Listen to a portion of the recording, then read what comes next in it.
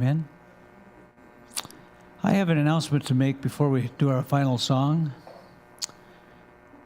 My first Sunday here at Twin Peaks Community Church was April 1st, 2001, April Fool's Day. And that was my text, 1 Corinthians 1:26. It says, "For consider your calling, brethren, that not many were wise according to the flesh. Not many were mighty, not many noble, but God has chosen the foolish things of the world to shame the wise. God has chosen the weak things of the world to shame the things which are strong. The base things of the world, the despised, God has chosen the things that are not, so that he may nullify the things that are, so that no man may boast before God." That was my first text, my first sermon. On April Fool's Day, I said, I am God's fool, I am God's weak person, and pray that God will use me. Well, today is April 6th, 2025, and that's exactly 24 years ago that God called me to be here. That's 1,248 Sundays, but who's counting?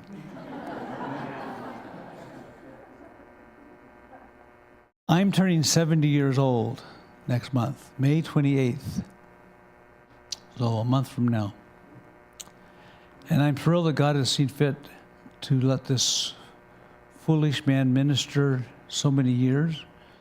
If you count this church and the church before, it's over 45 years of pastoral ministry.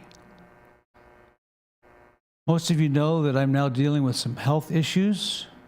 I specifically have Parkinson's disease.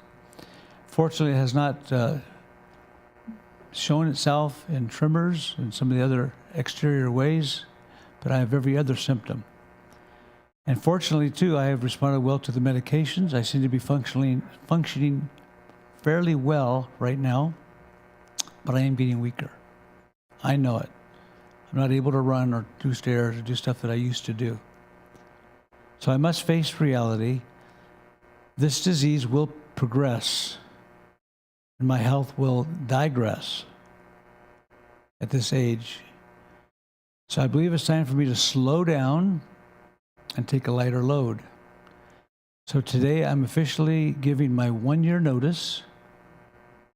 I will retire from being the senior pastor here on April 2nd, 2026. And that will be a complete 25 years of ministry here at Twin Peaks. You may say, well, why a full year?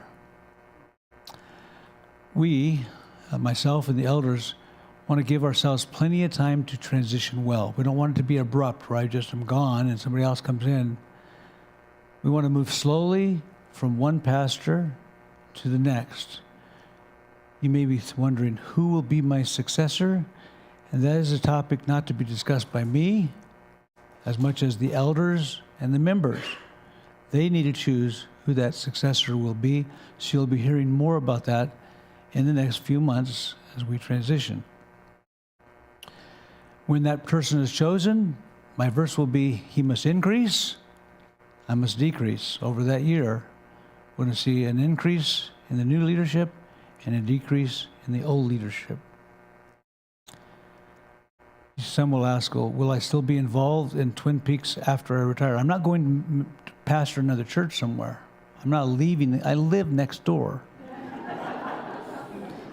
So I hope to still be involved with this family of believers. It's my desire, if the new leadership feels it's fit, to stay involved in this church and to continue help wherever needed. For instance, funerals. I'm the guy that knows most of you. The new pastor might not know you as well. So I want to be available to do funerals. I'm doing 2 weddings this summer. I want to be available where needed. I'm the one that still likes the hymns, so maybe I can still lead a hymn sing once in a while. Or do visitation. So I'm hoping, God willing, that I'm able to stay involved in some sort of capacity. So Mike request of you is that you pray and to be aware of this next year is going to be kind of a transition. And I've already moved my office to my house. We're going to be doing a remodel on the office building, so I thought this is the time to move my stuff out before they start lots of hammers and nails and saws and dust. So I've already taken the first step to step back just a little bit and have my office where I could just be there. And so I'll be less here, more there, but I'll always be available by phone. You've got my cell phone and my church phone on your bulletin. So I am available. I'm just pulling back just a little as we transition to a new stage. Amen?